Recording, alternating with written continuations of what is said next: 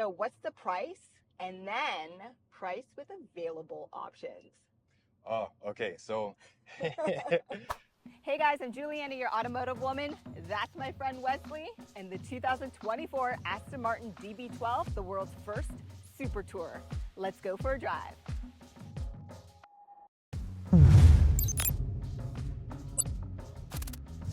So all new Aston Martin DB12, completely refreshed. And from what I understand, correct me if I'm wrong, DB12 is officially replacing the DB11 after 7 years. that's correct. Yeah. Wow. So DB11 is on the outs. DB12 replaces it. A lot of people thought it was going to be the same car, just a facelift, and it's not just a facelift. There's tons of it. Basically, it's what hasn't been changed. So the engine stays the same, 4-liter biturbo V8, but it's completely retuned. So it goes from 503 horsepower all the way up to 680 horsepower. Wow. So at more than just a facelift. Wow. And torque? Torque is 590 foot-pounds. Wow, that's impressive. Hey, like that, right? Boom. We're not even Sport Plus. We're not though, even baby. in Sport Plus. Not even Sport Plus. Okay, so first, logo updated too. Those LED lights look really, really good. I stopped by your dealership, Aston Martin Montreal, and did like a quick little walk around. So I knew about like the little details, the logo, the lights, the wider stance. Not so much the engine, but from what I learned, and because we were talking a little bit earlier, this is still Mercedes sourced, but completely done by Aston Martin. That's right. So you could basically say that the block is an AMG 63 block, Okay. but then the turbos, all the peripherals, that's all done by Aston Martin. The tuning, even the sound has been retuned by Aston Martin completely. Okay, so speaking about that sound.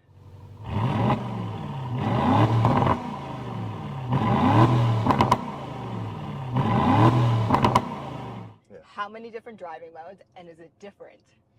It is different. So yeah, so you have 4 different driving modes. You have GT, which we're in right now, that's the comfort mode. You have Sport, Sport Plus, and then you have a wet mode, which is new for 2024. These tires now are all custom, redone, right. Michelin Pilot Sport Plus S5s. It's supposed to be quieter in here. I don't want it to be quiet by any means, but it's also supposed to help with track days. So I say that because, do you guys do track days at Aston Martin Montreal? Because like you see me put down the power, and I have over 25 years of racing experience. So do you guys do that? We do track days, absolutely. So Wesley, without question, Aston Martin has a rich history in motorsport. So what kind of inspiration does Aston Martin pull from their motorsports background and apply onto this all-new DB12? There are many, many things. Well, as you know, Aston's been around for a long time. They celebrated the 110th year anniversary last year. The name Aston Martin even comes from motorsport, where they were racing up Aston Hill. So there are many things that come directly off of the race cars, like the Le Mans cars, for example. And it starts with the aerodynamics. You have a splitter down here which separates the air. Some goes underneath the car, but most goes on top of the car, which is what pushes it to the ground, giving it downforce, giving you more adherence when you go around a corner. You also have this tire, for example, is a fan when it's going at really, really high speed. A fan creates a lot of high pressure air that gets caught in here. So what they did here is they made this to extract the air from behind the wheel, and the brake cooling comes from over here. It's all hidden to make it beautiful, but this is directly from the race cars. The air that comes out of here actually passes along the side of the car underneath this wing mirror. The wing pushes the car to the ground, giving it more downforce, and then the air continues along here, right into here where it gets compressed, and then it shoots out the rear. Again, more downforce. We don't need a wing on the back of the car like you see on a lot of the race cars, because this is a super tourer. You want it to be nice and clean. Also, there's the chassis. The chassis itself is made out of bonded aluminum. It's extremely rigid, which is what you want to let the suspension work its magic as you're going around corners on the racetrack, but it's the exact same thing on the road. Yeah, and we were speaking about it previously, but also you have the option of the carbon ceramic brakes. You do. This car actually has the carbon ceramics on it. That's taken straight out of a race car. Okay, and I read somewhere that the Vantage has up to 200 kilograms, so just over 400 pounds, of downforce pressure from the aerodynamics. Is that true onto this as well, or a little bit different? It's very similar on this car. It's not quite as much as the Vantage because the Vantage has a ducktail flip spoiler at the back. But this car is capable of 202 miles per hour, and you have all the downforce you need not to fly away at that speed. Yeah, exactly. 0 to 60 in like 3.5 seconds? 3.5 seconds, that's right. Okay. Perfect segue into driver-assisted technology. So if you want to go fast, you could do it in complete comfort with all of the driver technology. You have the lane departure warning, lane change assist, blind spot warning, adaptive cruise control, and we also have a pretty awesome rear view camera actually, where you can spin it around the car. You don't want any curb rash. You could see basically the bird's eye view how close you're getting to the curb. Yeah, well said. Amazing. Okay, and as options, do your buyers get to choose between the different suspension and damping system, or is it all the one the same? Because I know that's been updated too, right? That's been updated too, yeah. The whole chassis has been redone. So you could manually choose which suspension mode you want, from the GT to Sport Plus. And there's a definite difference between the different modes. GT is quite compliant. It's almost Bentley-like, I'd say. Okay, and if I just wanted to flip it in manual mode, do I have to choose manual mode, or can I just use my paddle shifters? You can use the paddle shifters, but 7 seconds later it'll revert back to automatic. If you want pure manual, then you just press the manual button and have some fun. Okay, awesome. So speaking about that fun, let's wake up the neighbors. So that's it, right? That's it. You're in manual. You ready? Ready. Oh yeah, baby. So will this automatically downshift? Is there an auto blip? Automatically, no, it won't. It'll keep the gear. Yeah, exactly. So now if I want to go back to just automatic mode, do I do that, or do I have to push manual again? Then you have to push manual again. Okay, cool. So that's nice. Another thing I noticed is I tried that DBX 707 on track, and I noticed that the paddle shifters, one thing that I don't like as a woman is when the paddle shifters are attached to the steering column, because I'm short and then reaching, especially when you're trying to do a tight hairpin. I didn't like it. You're always reaching, but I noticed this is completely different. Right? Yeah, and it's a really long paddle. So whether you're at the top of the steering wheel or at the bottom, you can still reach it. Yeah, this is amazing. Really, really well done. Moving inside now, like this is all new too. You guys, and again, correct me if I'm wrong, used to source your infotainment system from Mercedes, but now this is the first time ever you've done your infotainment system. That's right, yeah. So Aston Martin has a partnership with AMG Mercedes for the engines, for the electronics, and the electronics used to include the infotainment, which came from AMG Mercedes, and it was one of the things it was one of their dated systems, actually. It was one of the biggest complaints that we had on the DB11, and thankfully for DB12, completely redone. It's no longer a Mercedes sourced unit, it's a full Aston unit. And they've redone this in a way where they want to combine screens, high res, really quick touch screens. I emphasize touch screens, which it wasn't before. So they combine that with buttons. We want the tactile buttons, and it's right at the touch. You don't need to look down at the screen and scroll through different menus while you're driving. So this is a really easy system to use. It's quick, it's up to date, and there's actually an industry first for Aston Martin, which is not two terms that usually go together, but you actually get the Apple CarPlay not only in the main screen, but in your screen right behind the steering wheel, so you can have your Waze right there, know exactly where the cops are at all times, and you don't have to look down to see.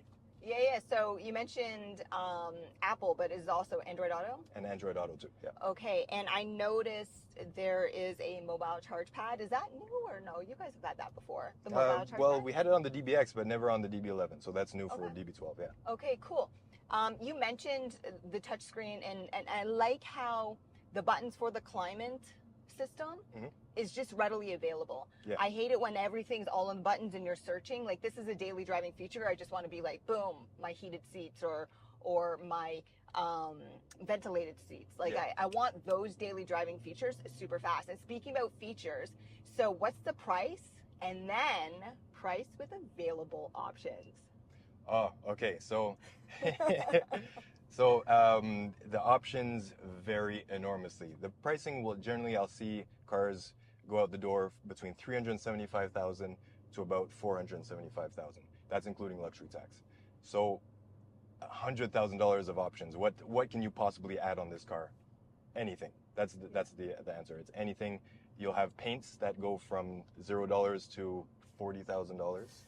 Come Yeah. on, which color is that? Not this one, but we got some real nice colors. My God. Yeah. And then you also have the option, but is it different or essentially the same car, but just convertible? You have the Volante? The DB12 Volante, yeah. So Okay. it's the same thing, just a convertible, exactly. Okay, so it's not like an option, it's just its own vehicle as well. Yeah, exactly. So there's just a little bit of structural bracing that goes into the convertible, but other than that, other than the roof, it's essentially the same vehicle. Okay, so not a grand tour by any means, you said it earlier, but it's still good for 4 people. It is, right? yeah. Just really, really small 4 people? Yeah, like the 2 regular size and then 2 tinier people, exactly. Or a little dog. Yeah, a little dog, whatever. So if you're familiar with my channel, you know I'm 5'3", so I'm not going to complain about leg or even headspace as long as I'm sitting up front. But Wesley, how tall are you? 6'2". You comfortable? Amazing. But the trunk, I noticed it earlier, again, when we were doing a quick little walk around. Yeah. There's like a cool box back there that you have for the key. We have a really nice key box. That's one of the things that Aston does well. It's the whole event of driving. It's not just driving going forward, it's the smell of the leather when you get in. It's the whole experience. We brought back the crystal key, actually, with the nice crystal on the key fob. And we also have a beautiful key box. Gorgeous. It's part of the experience of driving, and Aston wants the experience to be top notch. Every time I get into an Aston Martin, I feel like it's honestly the best interior. Like better than the Ferraris that I've been in. Definitely better than McLaren. I did a McLaren GT, and I mean, their problem is the interior is just like pretty basic. So I know I'm going to get hate for saying that the interior of this is better than Ferrari, but it really is. Like, you guys, the attention to detail with all the material is really, really well done. So that said, what are the options for the seats or anything in here, like different materials, carbon fiber? Yeah, so you have a ton of bespoke options. You could really customize this car. You have the choice of Alcantara on the seats and on the dash. You could have we have 2 different levels of leather. Other materials that you could get, carbon fiber, of course. You could get this aluminum like we have right here, hand brushed aluminum. The whole interior is put together by hand, handcrafted, and when you go to the factory, you see the people actually stitching it together. It's a beautiful thing to see cars still being made in this way. You know, final thoughts when it comes to this vehicle is first of all, I was expecting the steering to be heavier. Yeah. And it's not, but it's still like, it's little turns. I also noticed that on the DBX, like it's just little turns. Yeah. And it maneuvers right away. Yeah. Definitely, I mean, we're not breaking any land speed records today. I mean, it wouldn't be safe, of course. That's why you do a track day. Yeah, right? Exactly. Aston Martin Montreal, they know how to do it. But everything's just, it all feels really, really well balanced. And even when I throttle mashed it, the balance of performance was right there. You didn't get any of that wheel spin. It was just good. This is fantastic. Thank you so much for being on the channel and for setting this up. My pleasure. Boom. AstonMartinMontreal.com. That's right. Awesome. Carry Motors. Nice. Track day with these guys. Amazing.